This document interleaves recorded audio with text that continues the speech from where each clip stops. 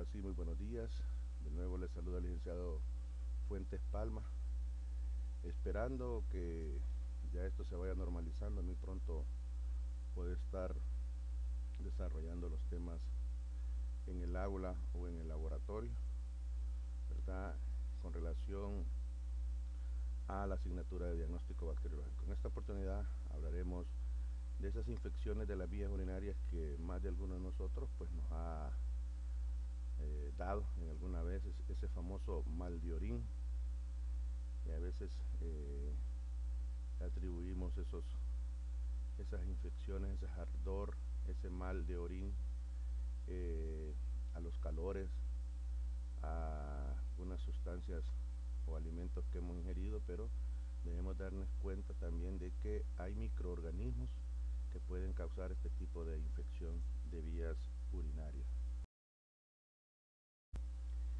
En los objetivos a desarrollar, el general es que nosotros, principalmente ustedes, puedan interpretar el proceso que se da en el diagnóstico bacteriológico de la infección de vías urinarias. Y en los específicos podamos distinguir entre las definiciones de la infección del tracto genitourinario de las vías urinarias, ¿verdad? Describamos la forma general de la producción de la orina, algunos factores protectores predisponentes del IVO, si se conoce la infección de vías urinarias, características epidemiológicas, las más sobresalientes, los tipos de IVO que existen, los diferentes tipos de muestras a procesar y también pues cómo obtener ese tipo de muestras. Si hay medios empleados para el transporte, enriquecimiento, aislamiento de este tipo de cultivos, pues que lo podamos reconocer y podamos explicar el proceso de identificación de los agentes más frecuentes de IVO y su respectivo reporte al médico, ¿verdad? Reconozcamos el procesamiento de una muestra en algunos casos especiales.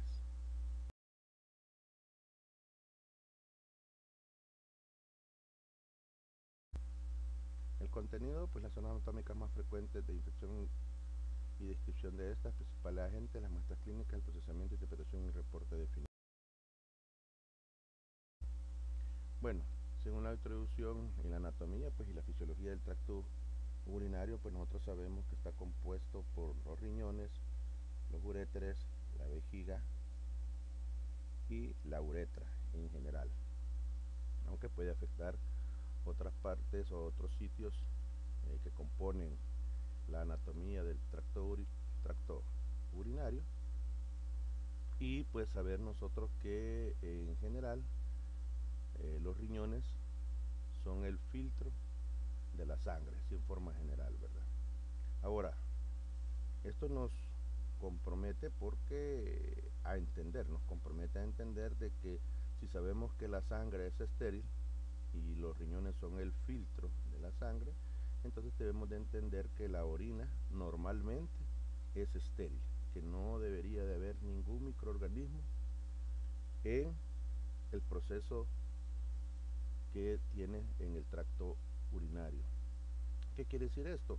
Que es cierto que cuando usted en alguna forma obtiene una muestra de orina, podría esta estar contaminada o estar con microorganismos, pero esto va a depender del sitio anatómico donde esta pase o donde se encuentre, que pueda contaminarse, pero hagamos la excepción de que habrán microorganismos patógenos que se encuentran en la orina. Aunque la orina es estéril, contiene muchos componentes que son ricos en nutrientes. Tiene muchos componentes que son o logran enriquecer o sirven de enriquecimiento para muchos microorganismos.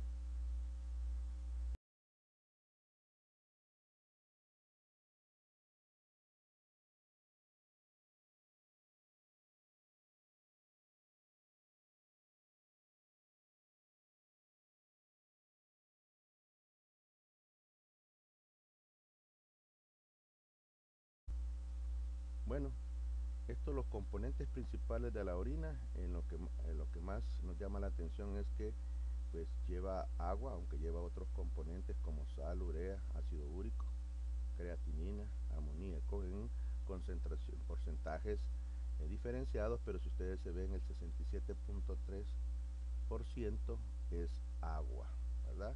Entonces es por eso que a veces que usted está tomando agua y al ratito va a orinar y recuerden que decíamos que esto, como es un filtro, los riñones, pues ayuda a estar eliminando algunos microorganismos. Esta es la composición de la orina, de una orina humana fermentada. ¿No? Ahí podemos ver algunos compuestos que puede estar cuando esta orina está, ¿cómo se llama?, fermentada. Y podemos ver ahí algunos componentes que se pueden encontrar en mayor proporción que otros, ¿verdad? No les digo cuáles son los nombres de estos eh, compuestos o de estas, se llaman los que se encuentran en la famosa tabla periódica, porque ustedes ya deben de saber si es calcio, si es magnesio, si es sodio, si es potasio, etcétera, ¿verdad?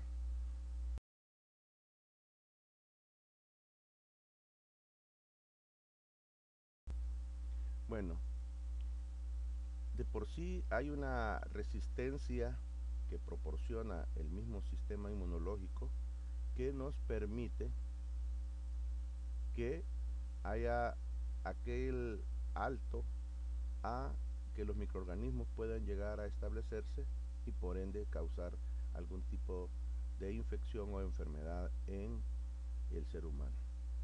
Dentro de los que conocemos, la contracción muscular, ¿verdad?, que tiene cada persona, que eso limita que los microorganismos puedan encontrarse allí.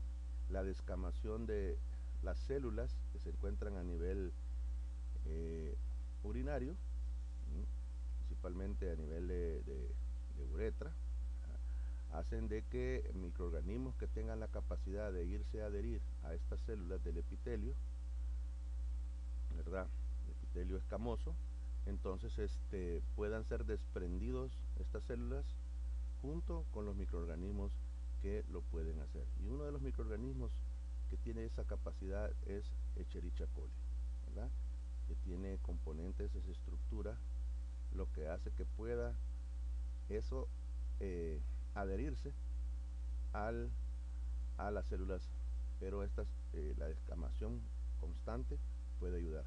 Sustancias en la orina con las que presentamos en la diapositiva anterior nos dice que estos algunos componentes o sustancias de la orina pueden permitir, ¿verdad?, no haya un establecimiento de estos microorganismos. También una mucosa que esté intacta, que no haya sido eh, colonizada por los microorganismos, también puede, o que no esté dañada, ¿verdad?, puede, o que no haya alguna ruptura de esa contigüidad entre célula y célula, ¿verdad?, que hace de que también no permita que los microorganismos se logren a instalar, y la osmolaridad de esta orina. También, ¿verdad?, aquí podemos hablar del pH, ¿verdad?, un pH que sea adecuado, ¿verdad?, no permite el establecimiento de microorganismos. Ahora, cuando hay variaciones o fluctuaciones de este pH, pues los microorganismos pueden aprovecharse y contaminar o colonizar y causar la enfermedad.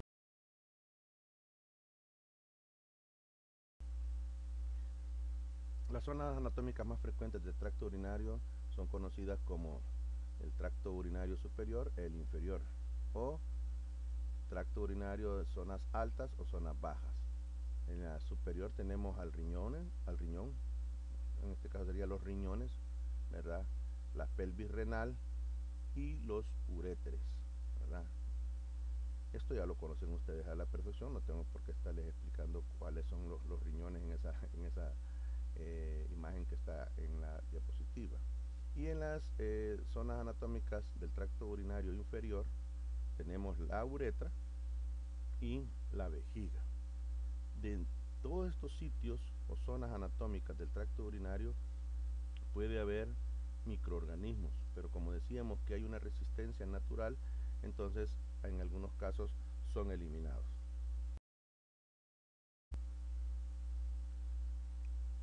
Las zonas anatómicas más frecuentes o las rutas de infección que se conocen, las que se encuentran en mayor porcentaje son las de tipo ascendente, ¿verdad?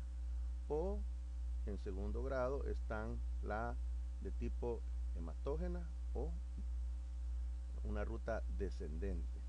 Estamos hablando que los microorganismos pueden entrar por la uretra, llegar a la vejiga, subir a los uréteres, ¿verdad? Y dar las infecciones hasta poder llegar a los riñones a causar la enfermedad. Pero en casos como una septicemia, por ejemplo, puede ser de tipo hematógena o una infección, por ejemplo, que sea una infección con una faringoamigdalitis causada por una bacteria llamada Streptococcus pyogenes, puede encontrarse causando infección de vías urinarias, pero es de tipo descendente. Las infecciones urinarias altas, las que estábamos hablando, las que se dan a nivel de los riñones, de la pelvis renal, ¿verdad? Lo que hacen es que ascienden los microorganismos que se han originado, ¿verdad? Principalmente en la vejiga o de la uretra han pasado a la vejiga y ascienden a través de los uréteres a llegar hasta los riñones. Todo esto va a depender de la prevalencia, que será o que puede variar su prevalencia según el sexo, la edad y el estado de la persona. Y esto en algunos casos se dan, ¿verdad?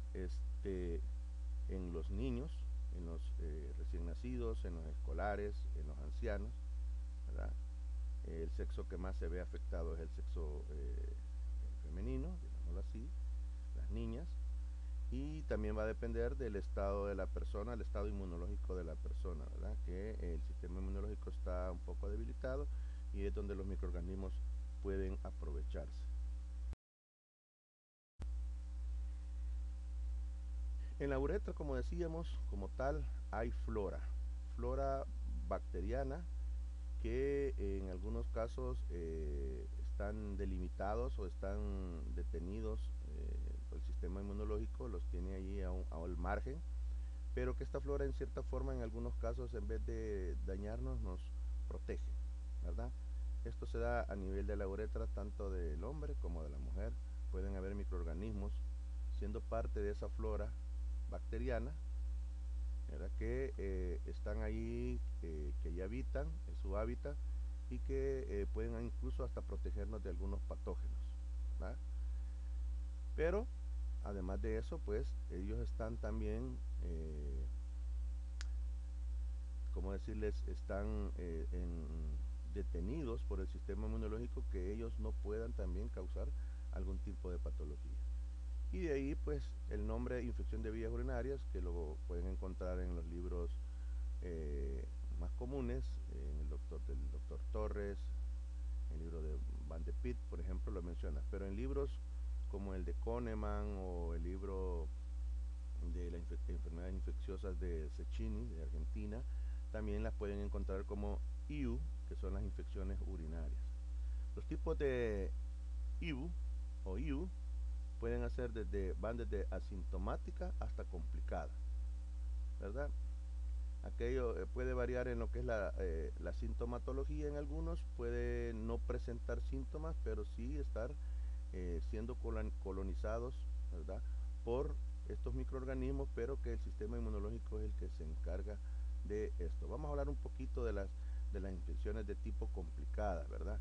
Esto puede llevar a que haya una cistitis aguda o una pielonefritis, principalmente en varones, en niños o en personas o pacientes que han sido cateterizados en una forma crónica, y en aquellas mujeres con infecciones recurrentes, siempre de IBU, ¿verdad? O también las complicadas se pueden dar, o que puede haber una IBU en personas con anormalidades urológicas o enfermedades subyacentes, y que a este tipo de personas pues no solamente hay que realizarles un examen general de orina, sino que es importante realizarles el urocultivo. Y en las no complicadas, ¿verdad? Porque también hay no complicadas, puede haber una cistitis aguda o una pielonefritis, principalmente en mujeres jóvenes sexualmente activas, y a estas solamente se les realiza el examen general de orina, principalmente poniéndole énfasis en lo que es la estereoasa leucocitaria, que es la que marca la tira reactiva en el examen general de orina, y a estas se les tiene que dar un tratamiento empírico, ¿verdad? Las personas que tienen infecciones no complicadas, pero no más así en las personas complicadas, ¿verdad? Principalmente en varones o en niños o en todo lo que hablábamos anteriormente. Y ahí podemos ver una de las formas de que nosotros podemos hacer la diferenciación entre las infecciones o las IBU complicadas y las no complicadas. ¿Qué tipo de exámenes se les puede realizar? Pero eso va a depender del médico. Las posibles causas de una IBU, en primer lugar, es la mala higiene. Esa mala higiene principalmente a quienes afectan, y no es que digamos que las mujeres lo hagan, no sé, tengan una mala higiene y por eso lo hace, sino es la forma de hacerse a veces en las niñas principalmente eh, la limpieza cuando han ido a hacer sus necesidades fisiológicas tipo 2 que por la cercanía de lo que es el ano con la eh, uretra puede contaminar, o sea, es la forma de hacerse la limpieza en las niñas. Por eso dice que cuando se hace de atrás hacia adelante es un riesgo y las niñas pueden tener infección de vías urinarias. En el hombre, pues, donde se puede acumular mayor cantidad de microorganismos para causar una IBU es la próstata, ¿verdad? En las mujeres embarazadas también su estado inmunológico es un poco variado y entonces pueden adquirir una IBU, y en personas que tienen una actividad sexualmente recurrente, ¿verdad? Son sexualmente activas, dicen. ¿Verdad? Entonces estos microorganismos pueden ser pasados de una persona a otra.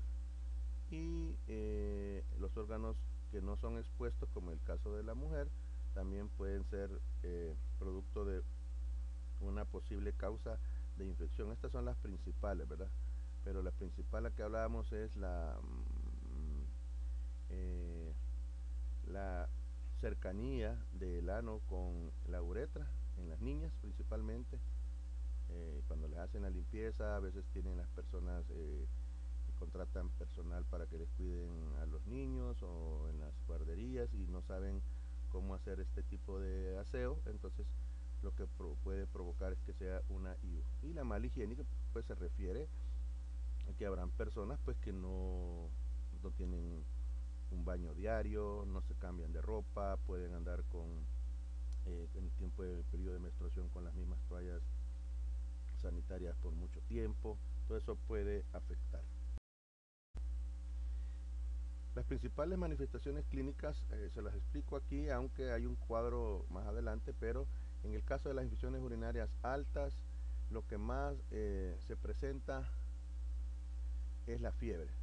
Cuando usted tiene el famoso mal de orín, en ese momento usted nada más presenta ardor a la hora de orinar, ¿verdad? Entonces, pero cuando ya es una infección urinaria tipo a nivel de riñones, uretres, ¿verdad? O pelvis renal, puede haber fiebre, que esto a veces se acompaña de escalofríos, puede haber náuseas, vómitos y dolor en el flanco, ya sea derecho o izquierdo, si es a nivel de riñones, ¿verdad? O a nivel de los uretres, cualquiera de los que conlleve, sea al derecho o al izquierdo. Está la frecuencia, ¿verdad?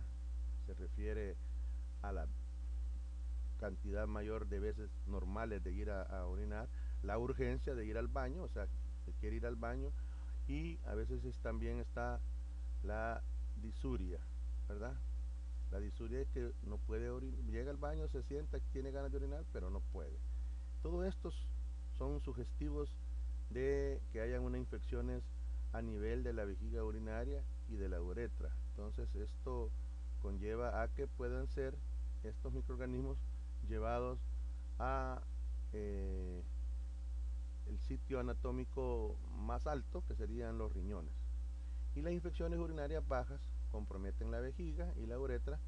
Los síntomas vienen siendo parecidos a las que se presentan en las infecciones urinarias altas, y a esto se le conoce como síndrome uretral agudo.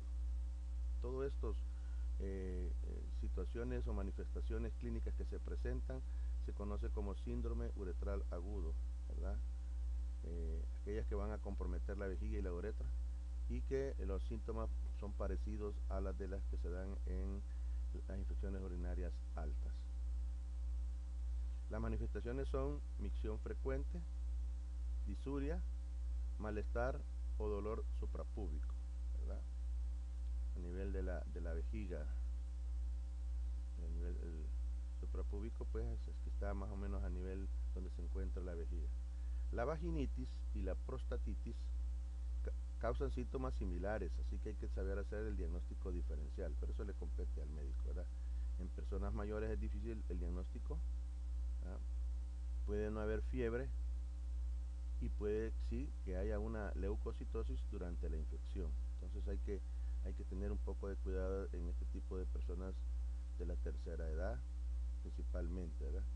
O sea, la sintomatología puede variar, pero lo que sí nos puede indicar es la leucocitosis. Saber por qué en ellos casi no se presenta lo que es la...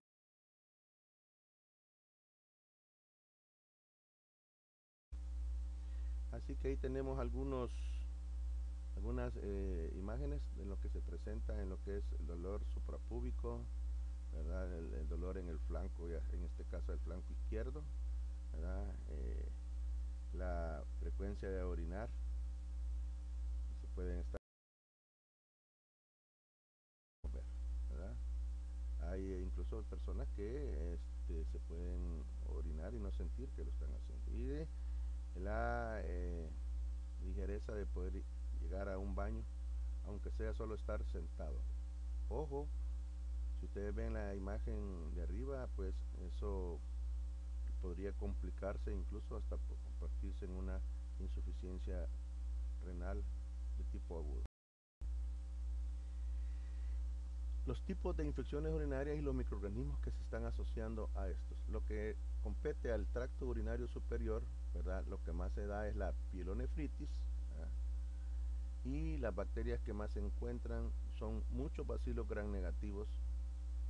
Estos bacilos gram negativos pueden ser principalmente de la familia Enterobacteriaceae, principalmente, no digo que solamente esos, y dentro de ellos pues habrán varios microorganismos como el Citrobacter, como la Escherichia coli, como la Klebsiella.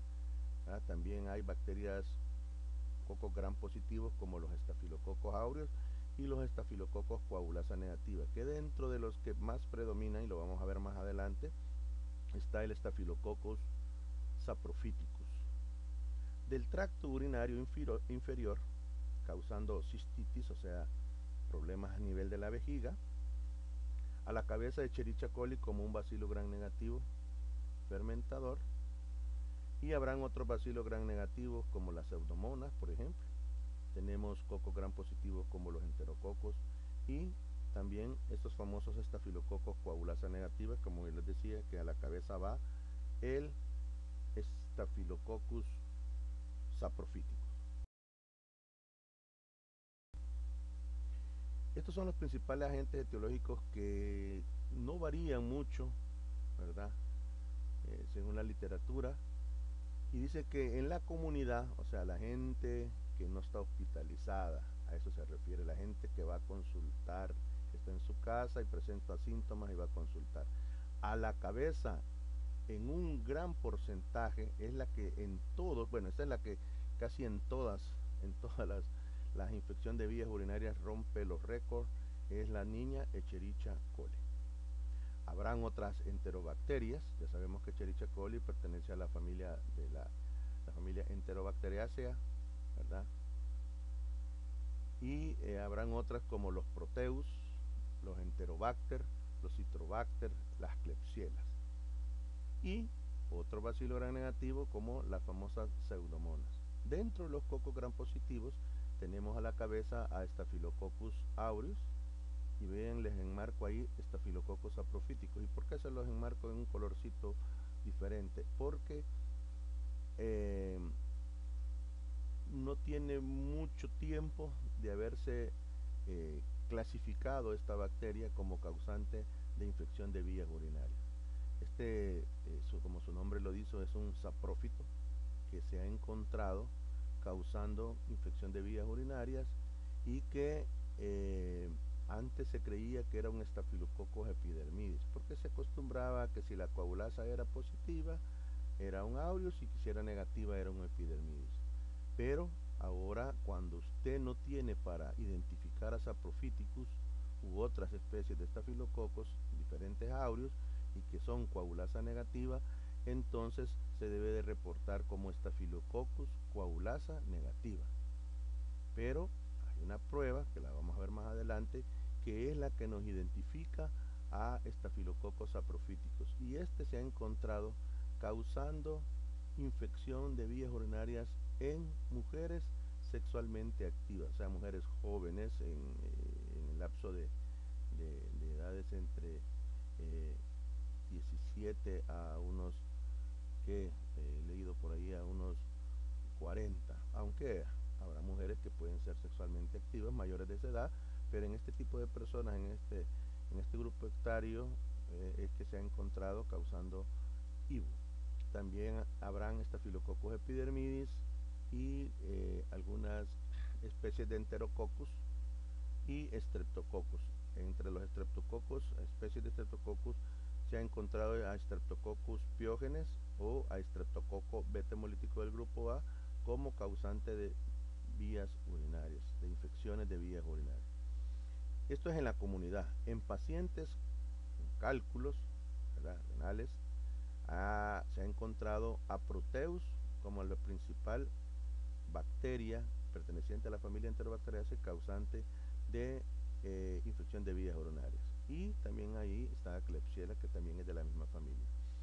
En pacientes nosocomiales, o sea, pacientes que se encuentran hospitalizados, ¿verdad?, que entraron por X, por otra enfermedad, fueron hospitalizados, pero que tal vez por vía catéter o por cuestión de mala higiene han adquirido IBU, y a la cabeza está Escherichia coli, Citrobacter especies de Serratia y Pseudomonas aeruginosa.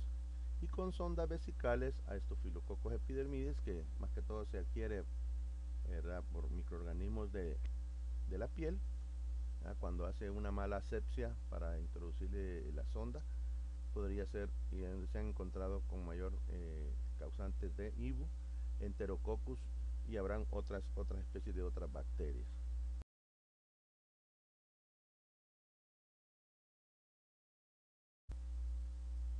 Estos son los signos y síntomas en general que pueden presentarse en una infección de vías urinarias que debemos de tomar en cuenta. Por ejemplo, dolor o sensación de ardor al orinar. O sea, no solamente es la sensación del ardor aquello, sino que también hay un dolor. Necesidad de orinar frecuentemente, lo que hablábamos en las diapositivas anteriores. Después de orinar se continúa con el deseo de orinar un poco más. Y ahí se está sentado uno esperando y no puede ni orinar. Luego viene que puede haber presencia de sangre y de moco en la orina. Y a esto de la presencia principalmente de sangre en la orina se le llama hematuria, ¿verdad? Ya lo sabíamos. Dolor o contracciones en la parte baja del vientre, hablábamos a nivel suprapúbico. Dolor durante el acto sexual también, ¿verdad? Hay escalofríos en algunos casos, principalmente si son de infecciones a nivel de vías respiratorias, perdón, de vías urinarias altas, ¿verdad? Puede haber fiebre, sudoración profusa, incontinencia, ¿verdad?, cambios en la cantidad de orina, ya puede ser que usted expulse más cantidad de orina o menos cantidad, ¿verdad? En la mayoría de casos, cuando son infecciones de vías urinarias causadas por bacterias, la orina tiene un aspecto turbio, tiene un mal olor, ¿verdad? Y puede ser que el olor sea muy concentrado en lo que respecta a esa orina que se está presentando el paciente. Dolor, sensación de presión o sensibilidad extrema en la zona de la vejiga, ¿verdad? Usted se aprieta y siente un dolor a nivel de la vejiga. Eso lo indica que puede haber una infección de vías urinarias causadas por bacterias. Y también cuando la bacteria se disemina a los riñones, se puede tener dolor en la parte baja de la espalda, acompañado con escalofríos, fiebres, náuseas y vómitos, lo que mencionábamos cuando hay una pielonefritis. Bueno, en las complicaciones que puede llevar una infección de vías urinarias puede ser una cistitis aguda, una pielonefritis, un retardo del crecimiento intrauterino, ¿verdad? Cuando en las mujeres, caso de la mujer embarazada, puede haber hipertensión en el embarazo, y después ya cuando ya tiene el bebé, pues llegar a la presión normal. Puede haber anemia, por lo que hablábamos, por la hematuria, por estar expulsando sangre en la orina, ¿verdad? Incluso puede haber que haya riesgos de sepsis urinaria, amnionitis, partos prematuros.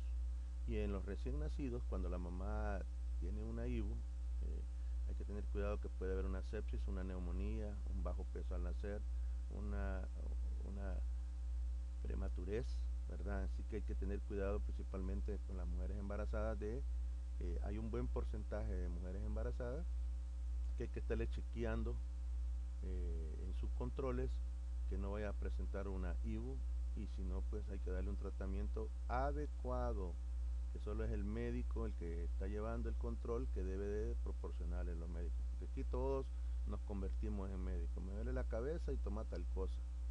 No dejamos que sean las personas especializadas en el tema que puedan proporcionar. Por eso dice ahí que en el tratamiento deben haber primero antibióticos, antisépticos del tracto urinario, ¿va? Que van a permitir inhibir el crecimiento y la reproducción de estos microorganismos. En este caso serían las bacterias. Pueden haber un tipo de analgésico para el dolor, ¿verdad? Para calmar esos dolores por la misma inflamación que hay a nivel de riñón, a nivel de hígado, perdón, a nivel ahí estoy en otro mundo, a nivel de la vejiga.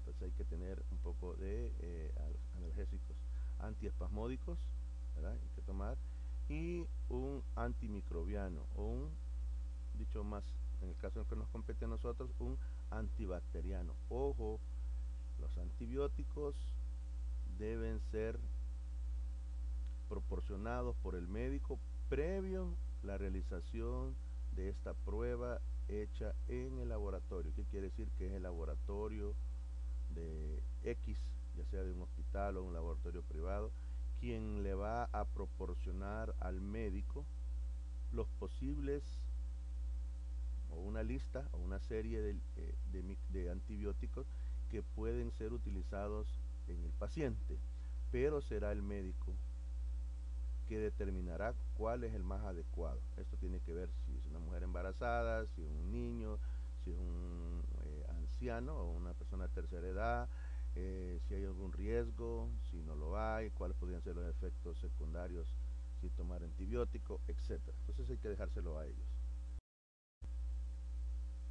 De la epidemiología, pues esto es a nivel mundial. Se da ese famoso maliorín principalmente en zonas cálidas, ¿verdad? Pero también se dan en países fríos, porque en los países fríos, lo que hablábamos, la mala higiene, muchas personas no se quieren ni bañar por el mismo frío. Lo que hablábamos, las mujeres son las más afectadas que los hombres.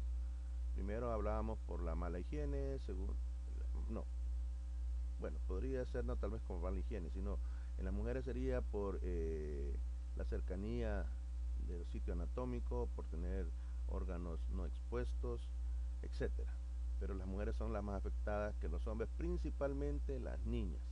Principalmente las niñas. Este es un problema laboral, sí, porque la persona, principalmente en estos lugares como las maquilas, que pasan mucho tiempo sentadas, pasan mucho tiempo encerrados, no ingieren muchos líquidos.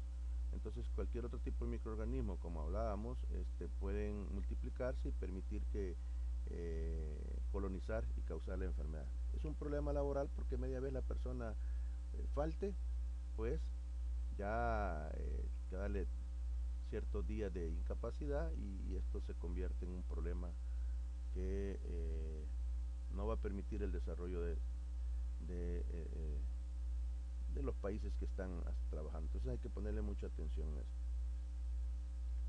Los países en desarrollo son los más afectados, lógico. La calidad de agua, algunas aguas están contaminadas y de eso toma uno con microorganismos y eso permite que pueda haber una IVA. No todos los laboratorios a nivel de países que están en vías de desarrollo, no todos los laboratorios van a realizar los agrocultivos. Las varias razones. Primero, la economía. Segundo, que los médicos se convierten en profesionales de laboratorio. ¿Qué quiero decir con esto? Que el médico con la información que le da el paciente ya saben qué bacteria es y empiezan a dar tratamiento empírico, así se le llama empírico, aunque lo de un médico sigue siendo empírico porque no ha esperado los resultados de laboratorio y los urocultivos pues tienen un costo mayor. Pongo un ejemplo, como una media, un examen general de orina anda alrededor de $3, un urocultivo anda alrededor de $10 en nuestro medio, en nuestro país. Entonces la gente, hay médicos que sí le dicen al paciente, hágase un examen general y en base a eso sabrá si deja un urocultivo. O hay médicos que dejan ambos y la persona por la misma economía, solo realiza el examen general de orina y no se realiza el urocultivo. O lo más fregado, cuando el médico le da para que se realice el urocultivo, lo que hace es mejor ya no llegaron del médico. ¿Verdad? No tengo pisto para hacerme el examen, mejor ya no voy. Ahí voy a seguir tomando antibióticos a la forma que yo creo. Se cura unos días, luego, ¿verdad? Vuelve de nuevo con la fiebre, los escalofríos, dolor, ¿verdad? Parece sencillo, pero este tipo de infecciones son una de las más complicaditas en el aspecto de la sintomatología que presenta el paciente, que puede ser muy variado. No solamente es el fiebre, los escalofríos, el vómito, las náuseas, el dolor en el flanco, dolor en el suprapúbico. Habrá muchos que se combinan para la disuria, la urgencia, la frecuencia de ir a orinar. Estos son datos epidemiológicos tomados para que ustedes tengan una idea en porcentaje. Vean que la bacteriuria asintomática la lleva a la cabeza a la mujer, la cistitis, ¿verdad? La lleva a la cabeza a la mujer, un poquito en el caso de los hombres, que hablábamos que en el caso de este tipo son las mujeres las más afectadas. La cistitis recurrente, vean, son más en las mujeres, a veces por cuestiones de laborales, por cuestiones de familiares, ¿verdad? No tienen mucho tiempo y no lo hacen, en cambio nosotros, los hombres, somos más por miedo, y hay que reconocerlo, que no queremos asistir a hacer los exámenes. Luego en lo que es la pielonefritis, siempre la mujer, aunque ya más o menos está un poco balanceado. En la prostitis, lógico que es cero, porque la mujer no tiene próstata, como nosotros, en un 70 más o menos por ciento. En la uretritis sigue siendo el hombre, porque hablábamos, hay sitios que pueden estar más expuestos, son órganos expuestos, entonces hace de que haya mayor posibilidades de contaminación. La uretritis el hombre, la epididimitis igual, ¿verdad? El 34 del hombre, y la orquitis el 27, y la mujer es 0.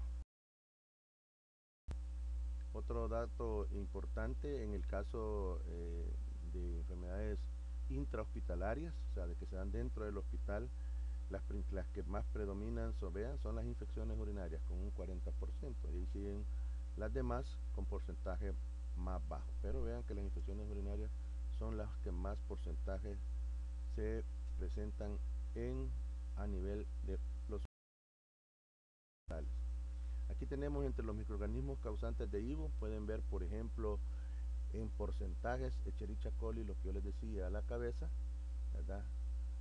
Con un 50.60%, y en el otro cuadro que tenemos ahí Este fue un estudio que se hizo, el número de muestras que fueron 35, en 25 de ellos fue encontrado la bacteria Escherichia coli, con un 71.4%.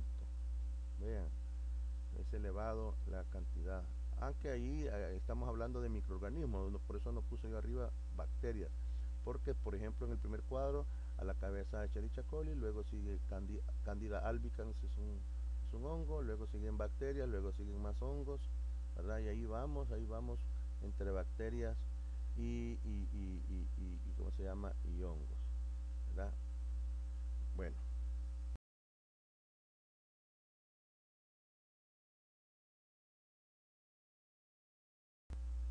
tenemos este es a nivel pediátrico, no me pregunten de dónde, pero es a nivel pediátrico, donde se hicieron un estudio. Dentro de ellos, vean que el 77.4% siempre sigue a la cabeza de Escherichia coli. De todos esos urocultivos positivos que se hicieron a nivel pediátrico, o sea, estamos hablando de un hospital de niños, ¿verdad? Se encontraron 448 niños con infecciones de vías urinarias y ese porcentaje fue dado por Escherichia coli. Las demás siguen siendo bacterias, no todas son de la familia Enterobacteriaceae, porque ahí tenemos a Pseudomonas y tenemos a Cinetobacter, que no pertenecen a esa familia, pero que de esas 579 IBU positivas o urocultivos positivos que se dieron, ¿verdad? 448 fueron causadas por Escherichia coli.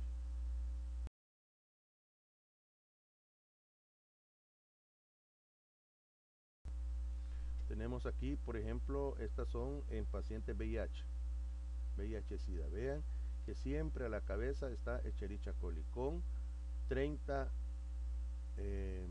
bacterias aisladas de este tipo de pacientes.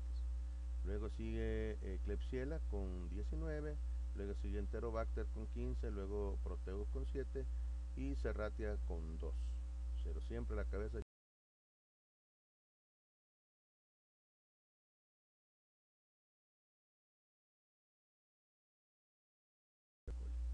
Vamos a hablar del diagnóstico de laboratorio sobre infección de vías urinarias.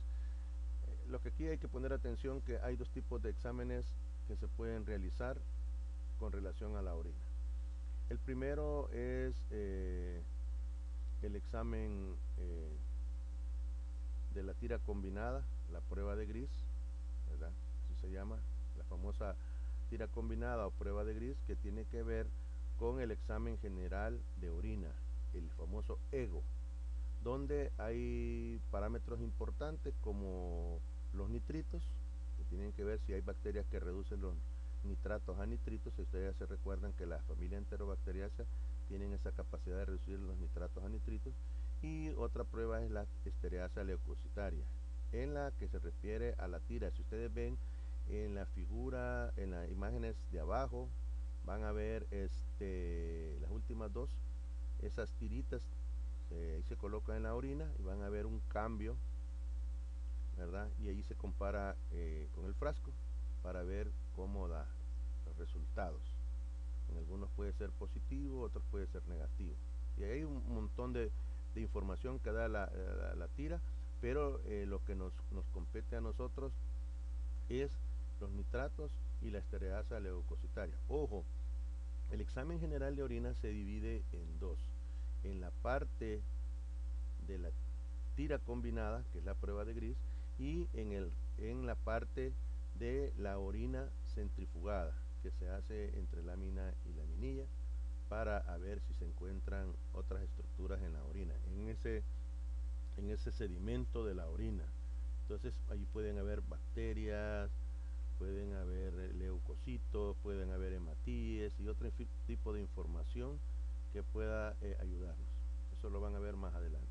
Y esto es un diagnóstico presuntivo que nos indica a ver si podría haber una infección de vías urinarias. Por ejemplo, en lo que vemos en la imagen de arriba, donde dice microscópico, ahí se refiere a lo que estábamos hablando, al sedimento de la orina, ¿verdad? Esto se hace, es la segunda, digamos, es la otra parte del examen general de orina. Se centrifuga la orina, ¿verdad? Y luego se lo coloca entre lámina y laminilla y vamos a observar estructuras. Por ejemplo, todos los que vemos ahí son leucocitos. Entonces la cantidad de leucocitos nos indica que podría haber una posible infección. Bueno, que hay una infección. Dice ahí arriba, al fresco, 10 o más leucocitos por campo en el sedimento urinario nos está indicando que puede haber un tipo de infección, ¿verdad?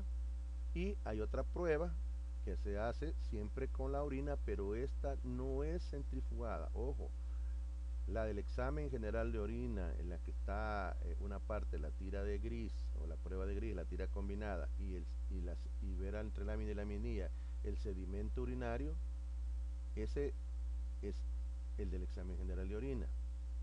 Pero también de la orina se puede hacer una coloración de Gram. Ojo, esta es de orina no centrifugada. No centrifugada. En el examen general de orina es orina centrifugada. En esta lo que se hace es que se coloca la orina, si hay una infección de vías urinarias, lo que hablábamos anteriormente, uno de los parámetros es ver que la orina es turbia. Entonces se coloca entre lámina y laminilla y se colorea por Gram, y si encontramos de 1 a 2 microorganismos por campo de orina, ahí dice, miren, de orina no centrifugada, nos está indicando o es indicativo de que puede haber una bacteriuria o una infección de vías urinarias. Si hay 1 o 2 microorganismos por campo, los libros no mencionan cuántos campos hay que ver, eso sí. Pero si usted ve 15, 40 campos y se mantiene que hay entre 1 y 2 microorganismos en esa orina que no ha sido centrifugada, que se pone que se ha hecho el examen, se ha hecho la coloración de Gram, entonces nos indica que podrían haber más de 100.000 unidades formadoras de colonias, que sí se conocen, por mililitros de orina, y eso es significativo de que el paciente tenga una IU. Y esto se hace o se puede realizar en laboratorios que no realizan el urocultivo. Se recuerdan que en las diapositivas anteriores les decía que habían lugares, laboratorios que no realizan el urocultivo, y hablábamos por el costo. También, creo que no lo mencioné, pero también el costo del examen y el costo del montaje ¿cómo se llama?, de un urocultivo para realizar, digamos, el área de bacteriología que se realiza el urocultivo, porque no solo se necesita, digamos, el microscopio, como lo hacen para el examen general de orina. En el examen general de orina se necesita el microscopio y la centrífuga, solamente eso en lo que respecta a equipo. En el urocultivo, además de eso, el microscopio, se necesita la refrigeradora, se necesita medios de cultivo, que eso ya hace mayor el costo en el área de montar un área de bacteriología. Entonces mucha gente no lo hace, se queda con el examen, con el área de urinalysis, donde se realiza el examen general de orina.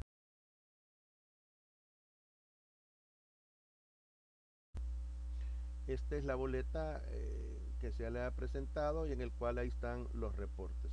Los reportes de el resultado de un examen general de orina. Ahí menciona qué es lo que el color, el aspecto, la densidad, y ahí ya menciona la glucosa, otros aspectos que se pueden dar. Y en algunos se reporta negativo, en otros positivo, en otros normales, en otros se coloca la cantidad, si es abundantes, moderados o escasos. Eso lo va a ver usted en otra asignatura, pero sí es importante que lo sepamos, que es como el preámbulo para realizar el uro.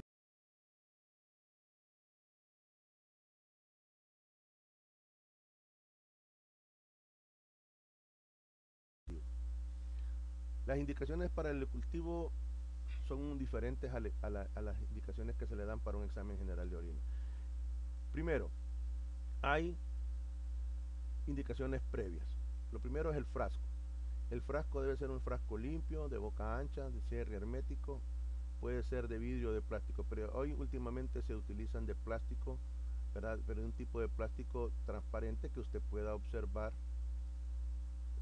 el color o el aspecto de la orina. Pero lo principal de este frasco es que sea estéril. Ahora, también las demás no pueden quedar fuera, principalmente la de boca ancha. Para recolectar la muestra en una muestra proporcionada por una mujer es un poco más complicado colocar la muestra en ese frasco que un hombre, entonces por eso es importante que sea de boca ancha. Pero lo más importante es estéril. Lo que hace la gente es que tiene un frasco en su casa, lo pone a hervir, si es de vidrio, y ese lo ocupa. Y no es muy recomendable de vidrio, pero hay lugares que todavía se utilizan de vidrio. Pero ojo, tiene que ser de cierre hermético porque lo llevan en la cartera y ocupan de esos frascos Herbert y al bus, el movimiento se le derrama. Y si tiene una IBU, ¿verdad? Puede contaminar a las demás personas. Entonces es importante, de todo eso del frasco, que debe ser estéril. Ahí podemos ver dos imágenes donde el tipo de frasco y por qué es importante que sea un plástico transparente, ¿verdad? Para poder hacer las indicaciones del frasco para ver si está turbio, ¿verdad? Y eso es indicativo que podría haber una infección. Y otra indicación previa es no ingerir antibióticos. Por lo menos algunos libros mencionan 5, otros mencionan 8. Nosotros nos vamos a quedar en 8 días. ¿Qué quiere decir? Que si usted ya empezó a tomar tratamiento y le dejan un urocultivo o está tomando antibióticos por otra situación, otra enfermedad que usted pueda tener, debe de detener, de no ingerirlo y esperar 8 días para proporcionar la muestra. ¿Por qué? Porque si no podemos tener resultados falsos negativos.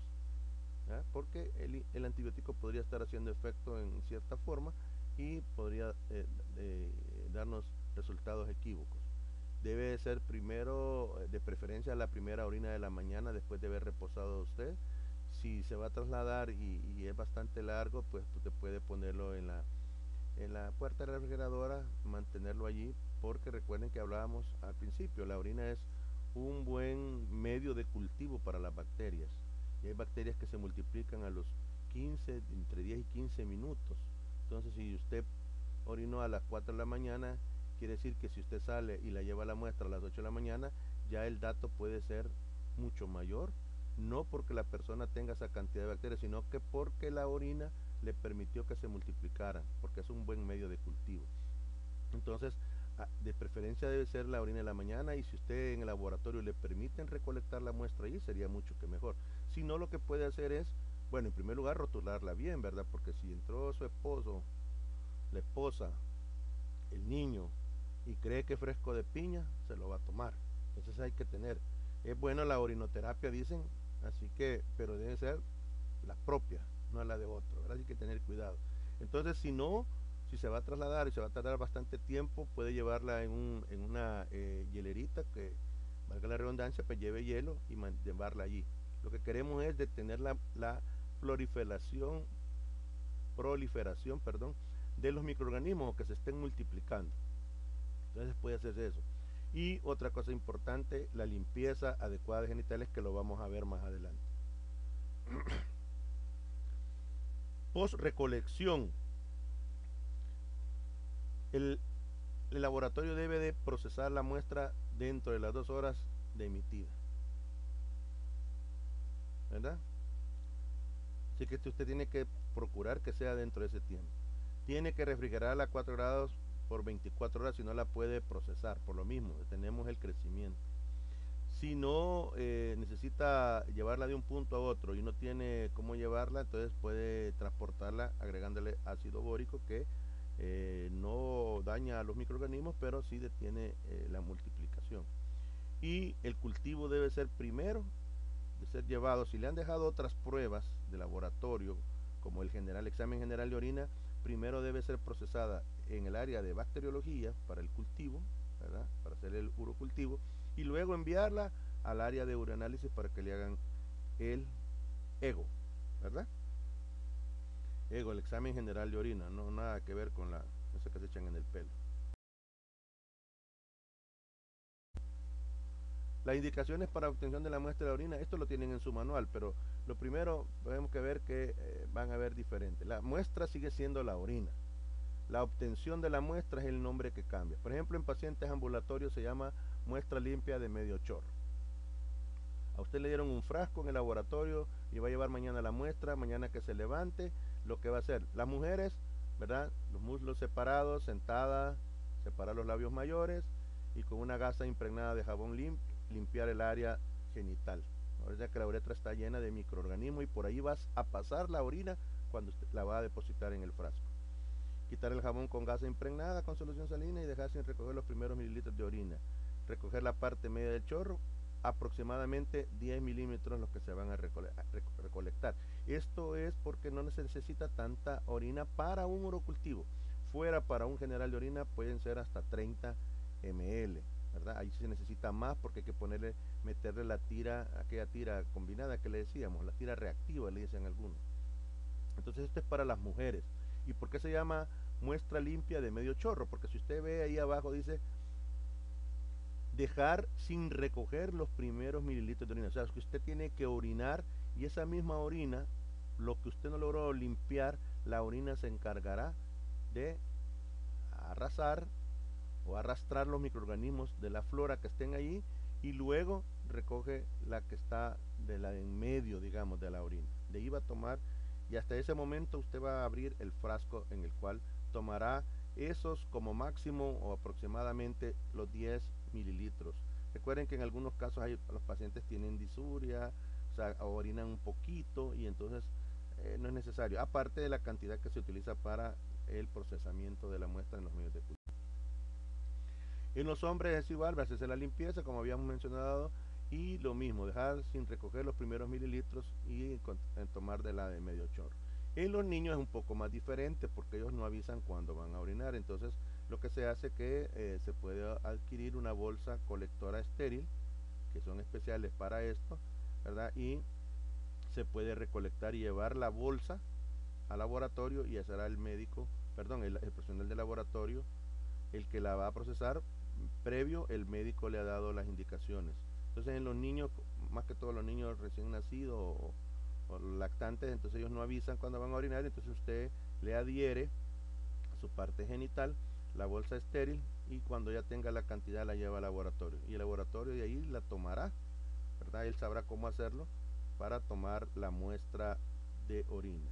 ¿Cómo hacerlo? Sencillo.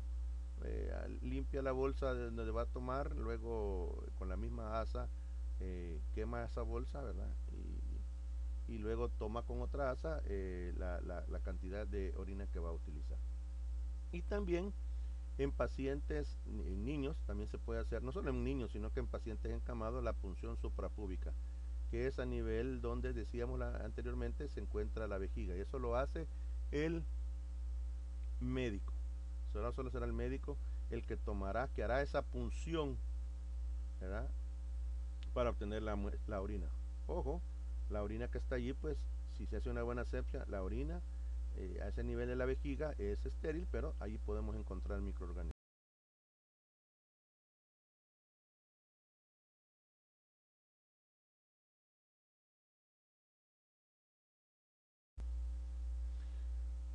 En, lo que decíamos, en pacientes hospitalizados también se puede hacer la punción o la aspiración suprapúbica. Ustedes ven en la primera imagen cómo se coloca el paciente y ahí él calcula aproximadamente a qué nivel está la vejiga y ahí funciona, ¿verdad? Ojo, hay que tener cuidado porque puede ser que en vez de tomar orina de la vejiga pueda puncionar otro sitio que no sea la vejiga. Es una punción directa de la vejiga, está reservada, decíamos, para lactantes, niños pequeños, ¿verdad? O adultos que mencionábamos que pueden estar hospitalizados o en tipo de pacientes que no se pueden levantar o que tengan otro tipo de situaciones que estén en el hospital. Ahí está, se desinfecta la piel suprapúbica, debe estar con la vejiga llena el paciente para poder extraer la orina. Se hace una incisión en la epidermis, ¿verdad? Y luego se extrae con una aguja número 18, aspirando aproximadamente la cantidad que decíamos, de 10 mililitros. También está la instrumentación o cateterización, ¿verdad? Que puede haber posibles de infección, de ahí se puede hacer la punción a nivel de la sonda que se le ha colocado al paciente con una aguja número 28, ¿verdad? Y la jeringa se extrae la orina. Algunos de estos métodos ya están quedando un poco en desuso, pero en algunas partes todavía las están utilizando. El procesamiento, el método de asa calibrada. Bueno, en el procesamiento hay dos métodos, el método de asa calibrada y el método de dilución. El método de dilución casi no se hace en los laboratorios por varias razones. Una de las principales es que es muy tedioso y lleva más materiales. Se está usando el de la asa calibrada, solo que el de la asa calibrada pues es un poquito más caro por la cuestión de algunas asas que deben ser de platino. O pueden ser descartables de plástico. Se pueden utilizar. Algunas, por ejemplo, las de plástico son descartables, solo una vez las va a utilizar y luego se desechan. En cambio, la de platino sí se puede estar utilizando. Entonces, en el cultivo de orina, estos son métodos semi-cuantitativos y el método de dilución sirve como un método comparativo para ver si está funcionando bien el método de la asa calibrada. Aunque el método de la asa calibrada es el más exacto en comparación al método de dilución, ¿verdad? Y esto se va a hacer la inoculación en la superficie del medio con la técnica de extensión en placa. Ya vamos a ver, la asa debe ser, decíamos, de anillo, es una asa de anillo, de preferencia de material de nicromo o de platino, que no sean de tipo ferroso porque eso proporciona una costra, el asa, y eso puede interferir en el crecimiento de algunos microorganismos. Es descartable y en el caso de estas asas calibradas deben de ser de 0.01 mililitros o de 0.001 mililitros. La que más se utiliza es de 0.001 mililitros. Quiere decir que cuando usted hace el conteo y la multiplicación va a depender por cuánto lo va a multiplicar, por 100 o por 1000.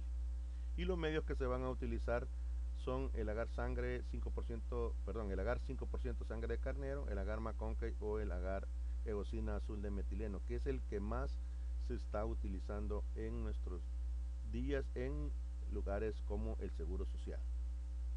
Porque si nos basamos, una de las características que se presenta en el medio de eosina azul de metileno o EMB, llamado así, es que las bacterias de Escherichia coli son las únicas que presentan un brillo metálico, ya lo vamos a ver más adelante. Y eso, como en porcentajes mayores, es la que se da causante de vías urinarias, infecciones de vías urinarias, entonces se está utilizando ese medio y ya se está dejando aparte el McConkey, aparte de que las mismas bacterias que crecen en el McConkey crecen en el EMB. Entonces, por eso se está utilizando esos medios. Decíamos que el método de siembra inicial, en el caso del método de dilución, ahí están las ventajas y desventajas, ya les había mencionado algunas.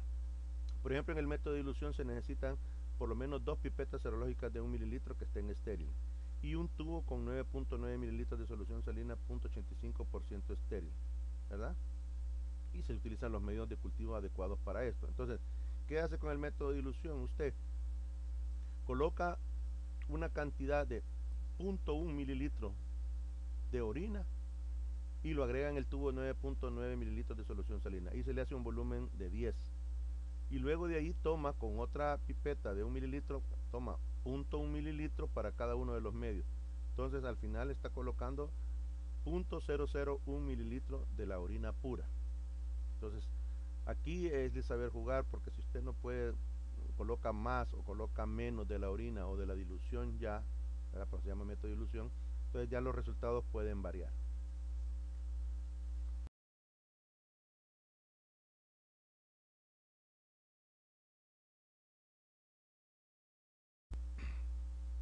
¿Cómo se inoculan los medios de cultivo? Primero, si se va, lo que se hace es introducir el asa en forma vertical, ¿verdad? Vertical en la muestra de orina previamente mezclada, ¿verdad? Hay que mezclarla. Acuérdense que a veces trae muchos componentes de sedimento, entonces hay que mezclarla. Y las bacterias también tienen su peso propio y se van al fondo, entonces hay que mezclarla.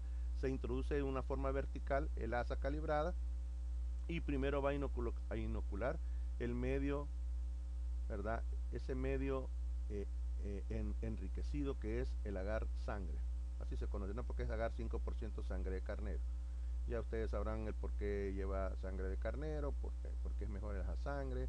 Hospitales como el Hospital Bloom utilizan de esos medios de cultivo. Lo único que hay que comprarlo porque aquí en nuestro medio no tenemos carnero. Entonces hay que comprarlo, es un poquito más cara, ¿va? Pero algunas situaciones tiene la sangre de carnero que es mucho mejor y no interfiere mucho como que fuera sangre de humano. Luego se inocula primero el agar sangre, que es un medio enriquecido. ¿Y por qué es enriquecido? Pues porque lleva sangre, lleva agar base, lleva sangre. La sangre es lo que lo hace enriquecido. Entonces, pero no tiene ningún componente que sirva de, ¿cómo se llama? Eh, que componentes como en el caso del McConkey, que tiene componentes inhibitorios que inhiben el crecimiento de algunas bacterias. Entonces por eso se hace primero en eso y luego en el McConkey o en el agar eosina azul de metileno se hace una estría en el centro como se ve en la flecha, se pone en el centro el asa, se corre a la derecha y luego se corre a la izquierda y luego se hace ese en las estrías en el ángulo recto. Si ustedes ven en la figura número 2, siempre en esa misma imagen, en toda la placa. Ahí lo están viendo ya tomando aquí, haciendo la siembra en el medio. Ahí se hace el medio. O sea que dice que se va a diseminar el inóculo con una asa corriente. Ya no se va a hacer con la misma asa. Ahora, si es de plástico, como es descartable, esa sí se puede hacer con la misma asa. Pero si es una asa de platino, entonces no se puede hacer el estrío, solo se coloca el inóculo y con una asa normal se hace la extensión del inóculo en toda la placa. ¿Por qué? Porque si usted lo está haciendo con la misma asa se puede descalibrar y después va a estar tomando cantidades que no son las que dice el asa, que puede ser de 0.01 o de 0.001 mililitros. Estas medios de cultivo se van a incubar a 36 más o menos 1 grado centígrado por 28 hasta 48 horas. Una en la atmósfera capnófila, que es el agar 5% sangre de carnero, y el McConkey pues nada más en aerobiosis.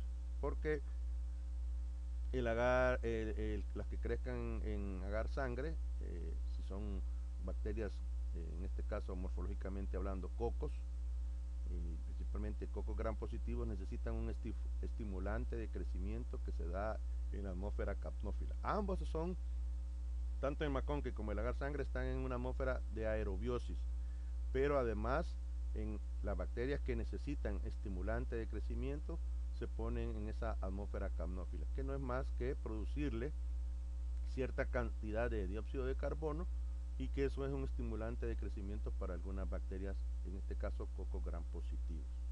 Luego vamos a ver los resultados. En los resultados, ¿verdad? Lo que se hace, bueno, decirle que hay medios de placas donde se coloca el medio de cultivo que son biplacas. ¿Sí?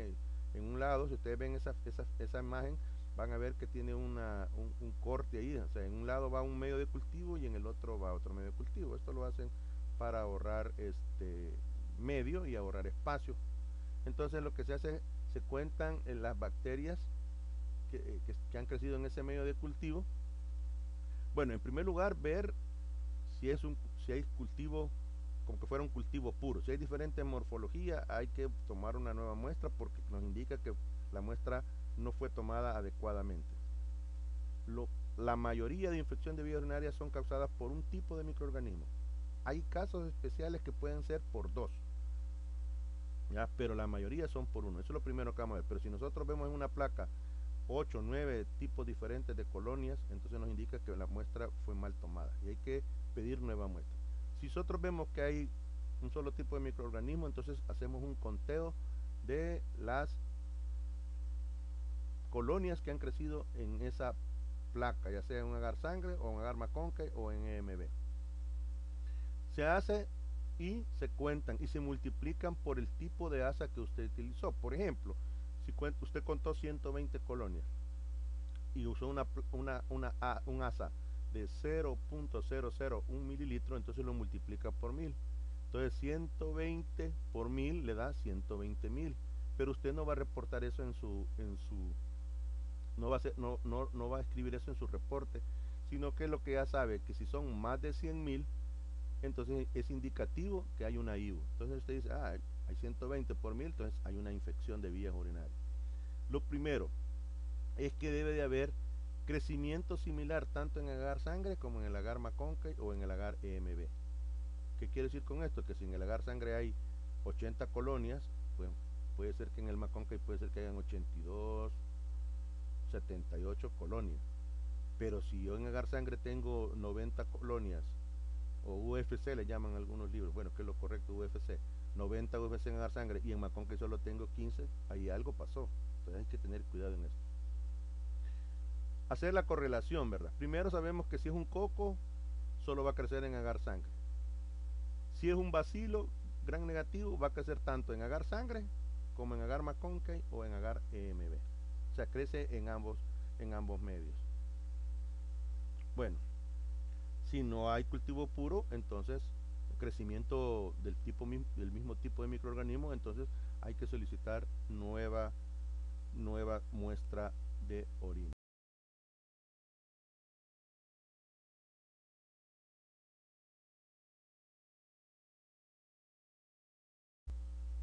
Aquí tenemos algunos parámetros, los que yo les decía. Vean, ahí hay diversidad de colonias. Hay cantidad de colonias, pero hay diversidad. Hay una blanquecina, una más esplayadas, otras de color amarillito, o sea, de color beige, y una más chiquita, otra más. Entonces, ahí hay la muestra no fue bien tomada. Entonces, esto se regresa, no es que se regrese la muestra, sino que se le pide al paciente que por favor tome una nueva muestra y, si es posible, darle nuevamente las indicaciones de la toma de muestra. Esto no es como un general de orina, esto es diferente. Así que hay que explicarle bien al paciente cómo se toma la muestra de orina. Aquí podemos ver un crecimiento tanto en agar Maconcay como, bueno, ambos son en agar Maconcay, solo que una es lactosa positiva y la otra es lactosa negativa. Con solo ver ese crecimiento, nosotros no tenemos necesidad de contar, pero si usted tiene tiempo, donde se puede contar son las que están al lado izquierdo, en la placa que está al lado izquierdo suyo. Trate de contar la mitad y va a ver que pasa más de 100. Pero si no quiere, divide la placa imaginariamente en 4 partes y cuente en un cuadrante cuántas hay y lo multiplica por cuánto y le va a dar más o menos la cantidad. Entonces ahí es indicativo que hay más de 100 colonias. Y si usó un asa de 0.001 mililitro, entonces lo multiplica por 1000 y va a ver que tiene más de 100.000 UFC. Todo lo que pase de 100 colonias y se multiplica por 1000, no tiene que escribir la cantidad, sino que se dice más de 100.000. Y la interpretación del médico es que hay una IBU verdadera, le llaman ellos.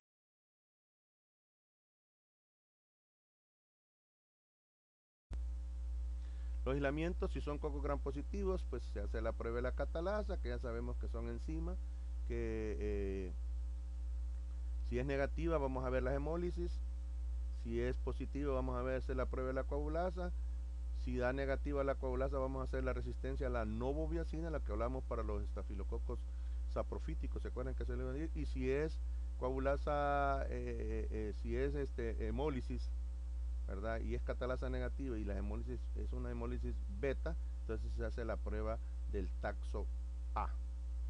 Ahí solo les puse taxo para ver si qué tipo de taxo hay, pero es la que se hace, es la del taxo A.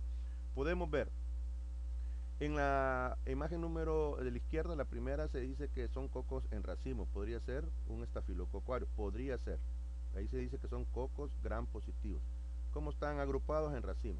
Podemos ver la segunda, ven ahí, cocos en cadena, cadenas largas, podría ser un streptococcus, Entonces los que causan principalmente IBU, decíamos que eran los piógenes, streptococcus piógenes o algunas especies de enterococos. Y en la última imagen vemos una prueba de la catalasa. Eso se deben de recordar. Catalasa positiva, un burbujeo vigoroso. Catalasa negativa, no se ve ese burbujeo vigoroso. Quiere decir que la bacteria tiene la enzima catalasa. ¿Quiénes presentan la catalasa positiva o quienes tienen presentes esa enzima? Son los estafilococos, no así los estreptococos. Ok.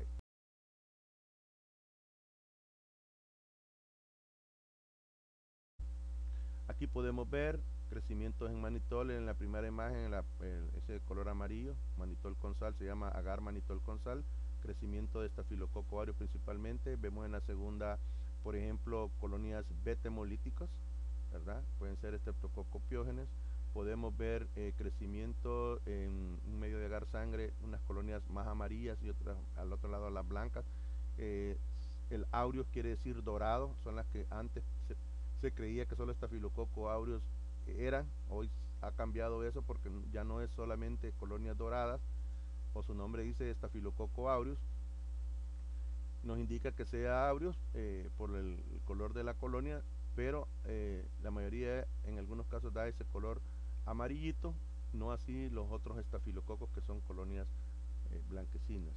Podemos ver la coagulasa en la de abajo, ahí está un coágulo, si ustedes ven que dice que es coagulasa positiva, y la negativa pues que no se forma el coágulo de fibrina. Vemos crecimiento de estafilococos en agar manitol, vean esa colonia amarilla y que no la presenta el estafilococcus epidermidis, aunque puede crecer en medio. Y en la última podemos ver una prueba de taxo A, en el cual se pone, es un taxo, viene de taxonomía, de saber qué taxón es, si es un del taxo A de Streptococcus del grupo A o Streptococcus pyogenes, llamado así porque presenta una beta hemólisis, hemoliza los glóbulos rojos, o una hemólisis alfa, que es una hemólisis parcial que la presenta el Streptococcus pneumoniae, pero en este caso, como estamos hablando de IBU, las que más causa IBU son, bueno, las que causan son los estreptococos piógenes o estreptococos beta del grupo A. Acuérdense que la clasificación de Lancifeld están por grupos, esta señora Rebecca Lancifeld que lo hizo, y entonces por eso pueden aparecer esas pruebas como taxo.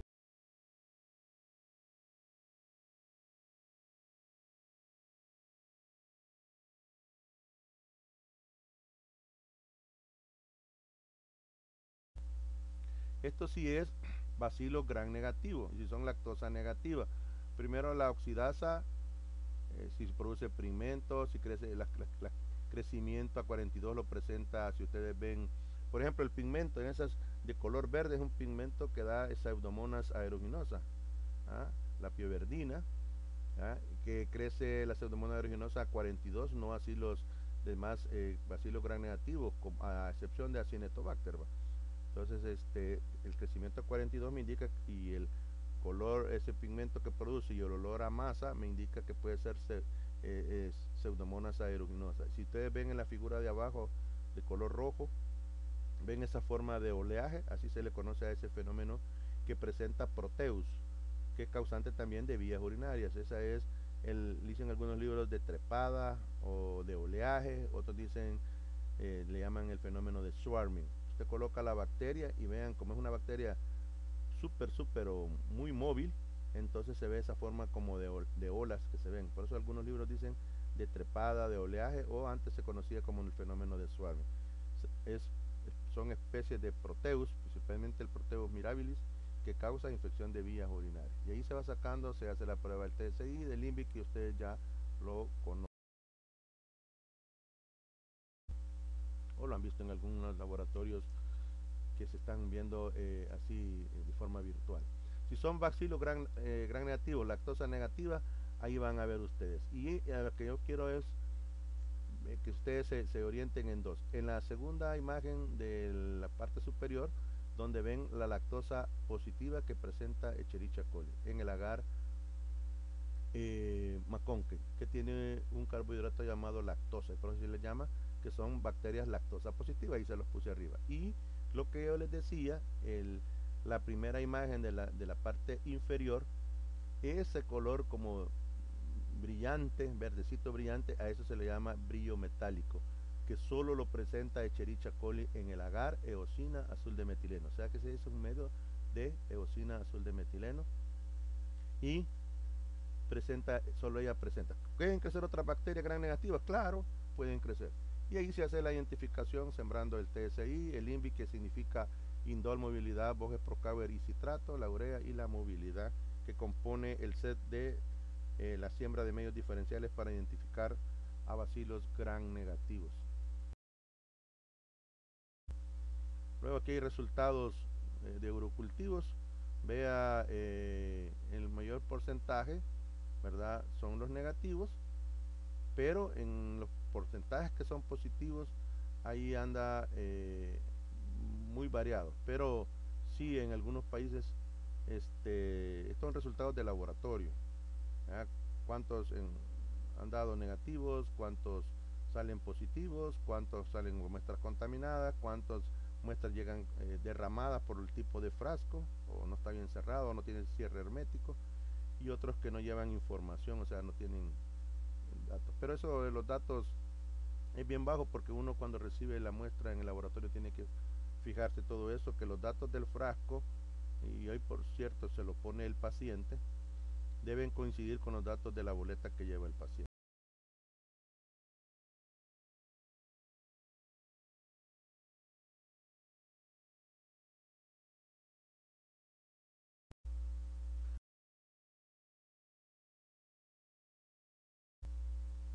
Luego se hace la prueba de susceptibilidad a los antimicrobianos, que es importante realizarla, y pueden hacer ya esto de Kirby Bauer, ya lo vieron ustedes en clase, la lectura.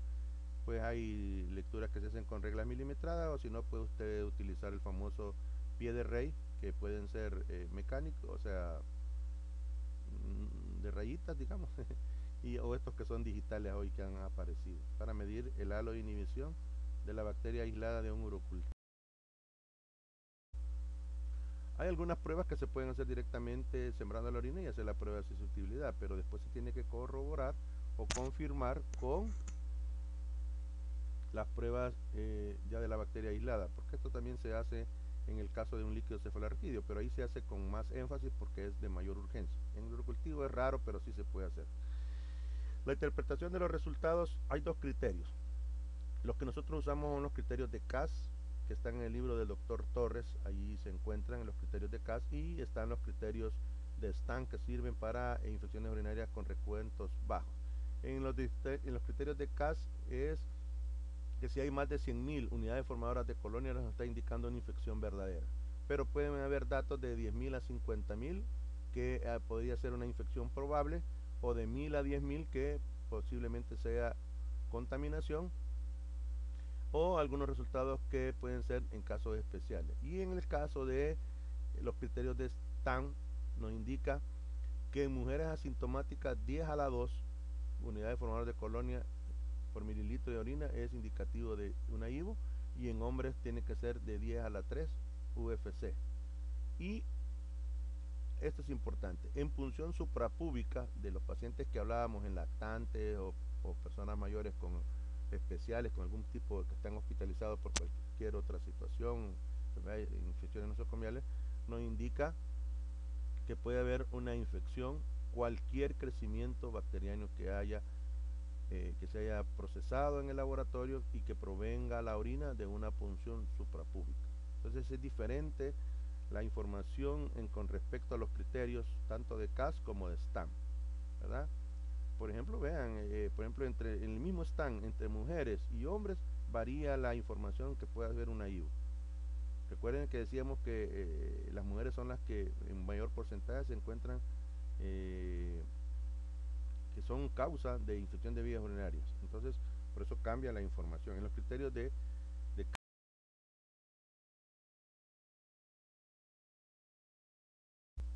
y este es un reporte definitivo, ¿verdad? El recuento va a depender de la cantidad, o sea, el recuento de colonias que se basa en el resultado de UFC por mililitro de orina, nos dice, por ejemplo, si hay de 0 a 10.000 UFC, se dice que el urocultivo negativo a las 48 horas de incubación a 37 grados centígrados. Si hay de 10.000 a 50.000, se sugiere que se repita el cultivo, ¿verdad? Podría ser que el paciente no dejó de tomar antibióticos si estaba tomando, que pasó mucho tiempo el paciente de llevar la muestra al laboratorio, que no esté presentando sintomatología de una IBU y que esté dando esos resultados. Entonces, mejor se sugiere repetir. Si hay de 50.000 a 100.000, se dice que hay que reportar el nombre de la bacteria. Seguila Proteus mirabilis, que es un nombre que nos inventamos, puede causar, no es que nos inventamos el nombre de Proteus mirabilis, sino que colocamos un nombre como para llenar ahí el reporte. Seguila Proteus mirabilis 75.000, fueron 75 colonias, lo multiplicamos por 1000, nos dieron 75.000 UFC por el litro de orina, ¿verdad? Más la prueba de sensibilidad a los antimicrobianos que hay que hacérsela.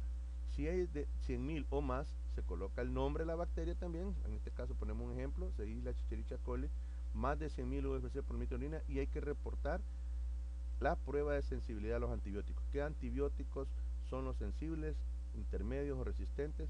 Que se arrojó el resultado de la prueba de sensibilidad cuando se hizo con esta bacteria. Este es un reporte de laboratorio, ese es el reporte que nosotros tenemos, ¿verdad? Si ustedes ven, ponemos la fecha, el nombre, el hospital, quién ordena, qué médico ordena que le haga el examen, cómo se llama el tipo del examen, es un urocultivo, luego el número del examen, la edad del paciente, de dónde, si está encamado de dónde, la muestra es orina, ¿verdad? Y el reporte preliminar en estos casos no se hace. Si se ha hecho el urocultivo, no se hace el reporte preliminar. Se hace el reporte preliminar y se ocupa como un reporte para saber si tiene una IBU verdadero. ¿Se acuerdan la que hablábamos de la muestra de orina no centrifugada que se hace con la coloración de Gram y que se encuentran de 1 a 2 microorganismos por campo microscópico? Ahí sí, pero como en esto no se hizo reporte preliminar, entonces en el cultivo dice si ahí la Staphylococcus saprophyticus con más de 100.000 UFC por mililitro de orina. Antibiograma sensible, nombre de algunos que nos hemos inventado allí, ¿verdad? Luego el intermedio y luego resistente. Y si ustedes ven que la fecha de inicio es diferente a la fecha del final, porque tiene que ser diferente. Si usted recibe la muestra un día miércoles, podría ser que viernes o sábado esté dando el reporte, o podría ser que hasta 2 semanas después llegaron a traer el reporte. Hasta ese momento se le pone la fecha que lo llegan a traer. Aquí le hemos puesto 2 días. Nombre suyo y lo más importante, el sello, que es lo que todos andan buscando. No, eso no es lo más importante, es el nombre y la firma del profesional de laboratorio que ha hecho el examen, porque cualquier cosa que salga mal, allí lo van a ir a buscar. Bueno, muchas gracias, espero que les haya servido. Ahí tienen, en la clase anterior les dejé mi correo institucional. Si tienen alguna duda pueden leer el libro de Kahneman, el que más se utiliza para esto. Tiene 2 partes el libro de Kahneman, en lo que habla de los signos y síntomas y la recolección de la muestra, y luego cada uno de los microorganismos que están destinados en los capítulos diferentes, ¿va? Pero en la primera parte dice la sintomatología, signos y síntomas, habla un poco de epidemiología con relación a los urocultivos, cómo se toma la muestra, qué tipo de muestras son, ¿verdad? Cuál es la muestra y cómo se obtiene esa muestra. Entonces ahí tienen, espero que les sirva. Yo les agradezco mucho. Como les repito, ahí tienen la información con relación a si ustedes quieren comunicarse conmigo o le dicen al coordinador y él mucho gusto me puede hacer llegar sus preguntas o comentarios.